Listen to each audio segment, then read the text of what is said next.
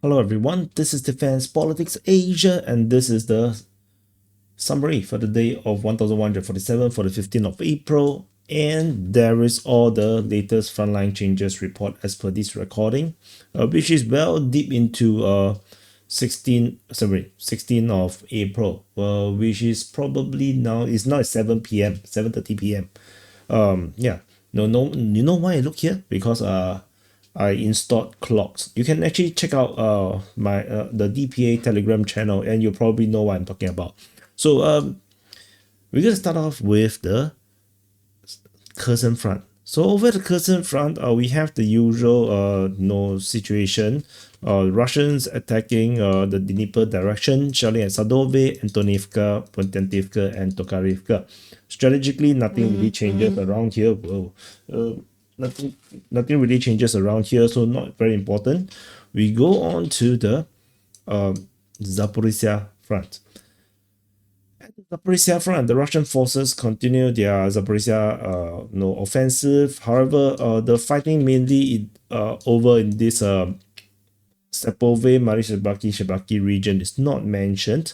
What was mentioned is fighting at Kayamsky. Shelling is reported at Stepnohursk, and there is a mention of the Novodanilivka. So that's the current situation around here.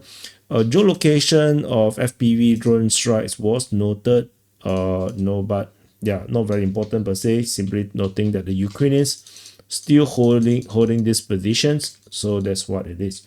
And I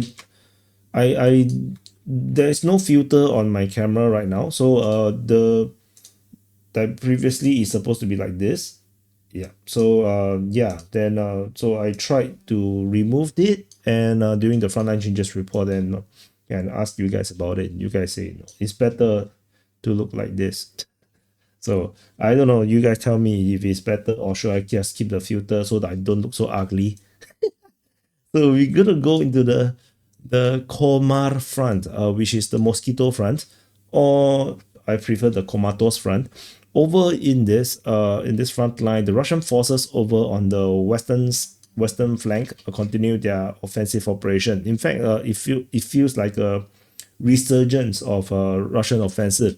Fighting is reported at Fedorivka, Dnipro Vesele, Bulatske, Shevchenko, Vinnypole, and Privyone. There is also Ukrainian counteroffensive being reported according to Ukrainian sources, and they claim that they have taken back some grounds just north of Dnipro and which is this is what they claim. And however, in statement in the writing, they say that they have retaken Dnipro and but in their mapping, they don't dare to map it as firm control. So no, that's what it is. Russian forces geolocated in the north of Vesele. I think this basically confirms the Russians' capture of Vesele. I didn't know why I never indicate the capture of Vesele, but yeah. Anyway, yeah, Vesele is now confirmed captured by the Russian forces. There is also a geolocation of Novopil, which is a Russian airstrike on this position just off Zelenopole. So not particularly but important in that sense. Over on the eastern flank, which is the previous Andriivka front, fighting is reported at Andriivka, Oleksievka, Konstantinopil, Rozliv, Bahatil, and Oradne. At Bahatil, there is an MO1 tree getting destroyed or hit, but yeah, like I said, not important. Basically, it just indicates that the Ukrainians are there. So that's all. Yeah, that's all from this front line. The Russians are seemingly doing a lot more attacking. Like the fighting at Fedorivka is was not mentioned. Like this is the first time. Previously it was shelling reports. The last one was on the 26th. Fighting at Vesele, you see, previously was on the 6th, now it's 15th. So there is some kind of a revival. Like the Russians have fully secured Vesele, they have done all the clearing operations, and now they are ready to push. So that's probably what it is. We move on to the Pokrov front. So this is Pokrov. This is the Pokrov front. Over in the southern flank, we have the Russian forces continuing their operations over at Nedievka, Preobrazhenka, Troitsky, and Valentynivka. This on its own, nothing particularly special about it. Deep State UA map that the Russians have captured these forests and tree lines in the west of Nedievka. So there's some frontline change around here. So we'll continue to monitor. As you can see, if the Russians capture this place, then they're probably going to be capturing all of this. As there's not much defensive positions, around here after these trees are all taken. So that's about it for Nadievka. Over in the Pokrov sector, we have fighting reported at Vivrove, Kotline, and Wudashne. Nothing particularly new coming out from this sector. No, nothing. Like there's still no corroboration of the Ukrainian claims at Kotline until now. Over at the Minohrad sector, went super quiet. There's only Lysivka being mentioned by both the Russians and the Ukrainians, but yeah, that's the only offensive or no operations being noted. Nothing else is happening. Suddenly went super quiet at this front line. Over the northern flank, we have fighting reported over at Vodyany Druhi, Tarasivka, Zelenopole, Melanivka, Yelizavetivka, and some. So that's basically it. Oh, sorry for the ugly arrow. Yeah, and some geolocation like the alleged UAV launcher was destroyed at Melanivka, at Merne, Russian airstrike. So, and then at Tarasivka, there is some footages of destroyed Ukrainian equipments. So the front line looks more or less the same. So did no change strategically. Over in this thorax front. So this thorax front, this is the New York sector. This is the thorax sector. At the New York sector, we have major news. Ukrainian mapping. Deep State UA has mapped that the Russian forces have captured Valentynivka and actually continue to push up north towards the defense line that I said that the Ukrainians could hold a defense along the Stara Mykolaiivka line, and the Russians are now attacking into Sukhabalka. Valentynivka is now captured by the Russian forces according to the Ukrainian mapping, and the fighting is now moving in the direction of Stara Mykolaiivka.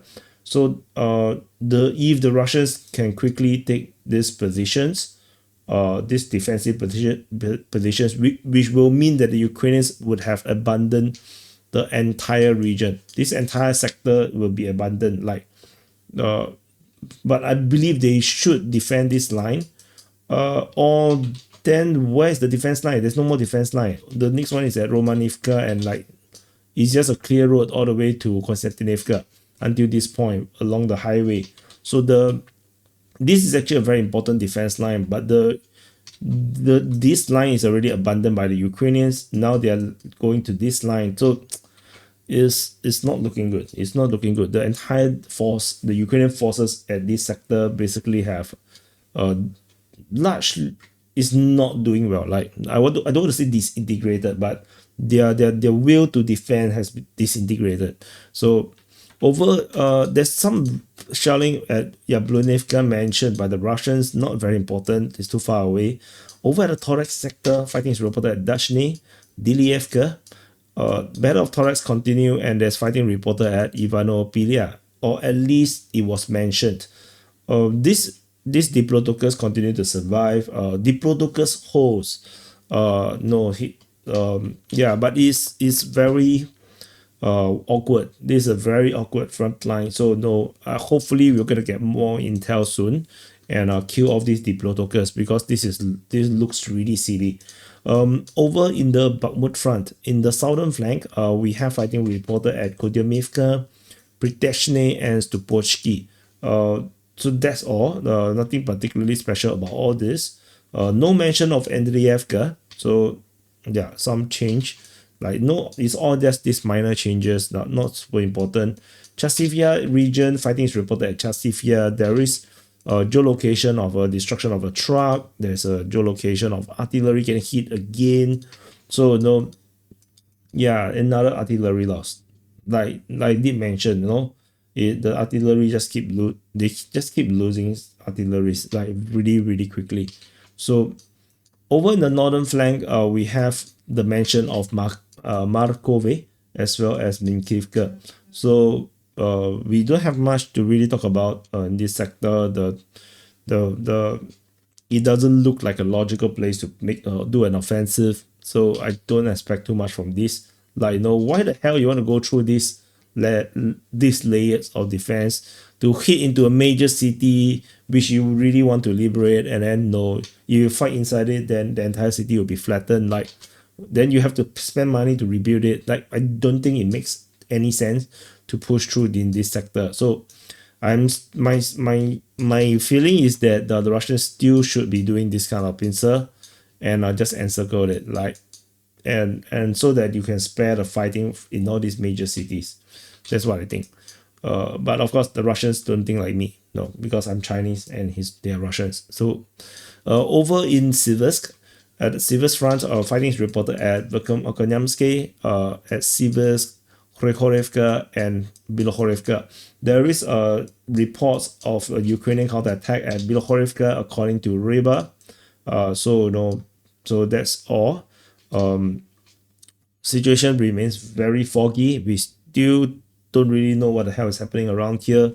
We have all these geolocations, yes, but it's still very vague. Like, it's really unclear where the hell the front line actually is.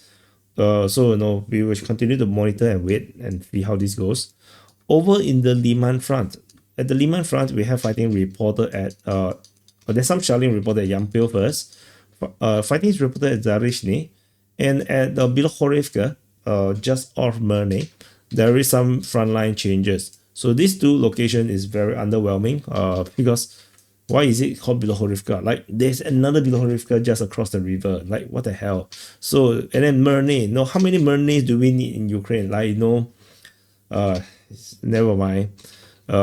If they get a Patriot battery for each Merne they have, they will be the most powerful, air defense country in the world. So anyway, the geolocation of Russian forces at in the south of Bilohorivka, confirming the Russians' advance and capture of Bilohorivka. In fact, I should have noted this as a capture of Bilohorivka. But that's all from this area. So I should note this. So let's note this before I forget. So Russian forces captured Bilohorivka, and 16 for Psham. So yeah, so that's all for this situation around here.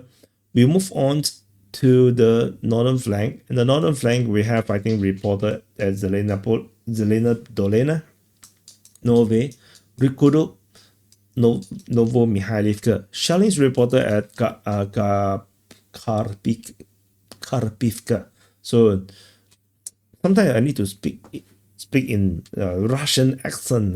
Then maybe I can speak it better. What is the Russian accent sounds like? Never mind. So over at the Borova front, at the Borova front, fighting is reported at Sverdoklibove, Nadia, Zarizove, Bohuslavka, and Nova Kryakivka. So basically, we have the same two-pronged attack towards Borova, but front line hardly changed, so not important. We move on to the Kupiansk front. Kupiansk front, there is only mention of Podole. There's some shelling reported by the Russians, not important. Over in the Voreshna front, we have the mention of can I zoom in? No, I can't. So we have this is Voreshna, by the way, and we have the mention of Doroshevka, Radkivka, Moskovka, and yeah, what the hell is the place called Moskovka? Like, it reminds me of Moscow, and then it's spelled in the Russian way. It should be Moskivka, right? Or Miskivka. Like, the Ukrainians are so not consistent with the way how they spell shit. Like, do you really need a Chinese Singaporean to teach you how to spell Ukrainian? Hi. And over in the northern flank, there is fighting reported at Kenyamka, according to the Russians, but like no news. Like, is just a blank. That we don't know what the hell is happening, and we just have to wait, unfortunately. So let's move on to the Kharkiv front. Over at the Kharkiv front, we have to mention of Voschansk as usual. This is still the hellish Stalingrad style skirmish. Nothing happening around there. Vochansky Kotori saw the destruction of a the Rochelle Senator armored combat vehicles. I don't know what's that. Over at Bayrak, there is a armored vehicle getting destroyed by the Inohodek drone. Inohodek drone is like the Predator drone, the Russian version of the Predator drone. They look exactly the same. I think it's a copycat. So yeah, so we move on. I suspect it's like the Chinese copied the Americans, and then the Russians took the copy from China, and then make it their own copy. Like, I think it's the kind of the kind of movement of technology. Over in the Sumy region at the Kharkiv front, there is a mention of Yamne, according to the Russian Defense Ministry. So this is a very odd place to have shelling being reported. So we just continue to monitor. I wonder if this turns out to be anything like a Russian offensive into Sumy region from this sector. Tentatively, no, not yet. But this is also where the Ukrainians previously attacked into the Russian region. From Velika Posarivka, they attacked into towards Graverod. So this was an episode to forget for the Ukrainians. Moving into the Kursk front, the last front line we will be covering today. And so happy birthday to you if you are having birthday today. And for those that are watching the trade war, the breaking news is that the Trump has announced the retaliatory tariff on the Chinese again on their retaliation. The tariff on China is now 245%. So I'm gonna do a report on that later after this. I need to read up a bit and see what the hell is happening. Over in the Belgorod incursion region, we have fighting reported at Maropilsky. The Ukrainians over this sector is not breaking in at all. They are just sitting there and just be target practice. No, that's what they are now. They just target practice. Fighting shelling is reported at Petroshivka and Krasnopilia. There is a geolocation of a missile strike on the alleged Ukrainian UAV control place. Yeah, but like the Ukrainians are just here for target practice. Like yeah, that's what it is. No, I have no words, except Slava Tipani. You think I'm gonna say Slava Ukraini, right? So shelling, sorry, not shelling. The Russians over at the Kursk front continue their efforts to capture the last two settlements. Fighting is reported at Oleshnya and Gornau. So, but that's all. Nothing else. Nothing at the Sumy incursion, and that's it. So this is the summary for the day of 1147 for the 15th of April. So thank you for watching. Press the like button, subscribe. Sorry if it's boring, but this is a technical report. It is what it is. And yeah, so hopefully the war will end soon, but it doesn't look like the case because the Ukraine don't want to surrender, and the Russians have no interest of stopping. So that's it. Subscribe. We are going for 100,000, and I'll see you guys in the next update.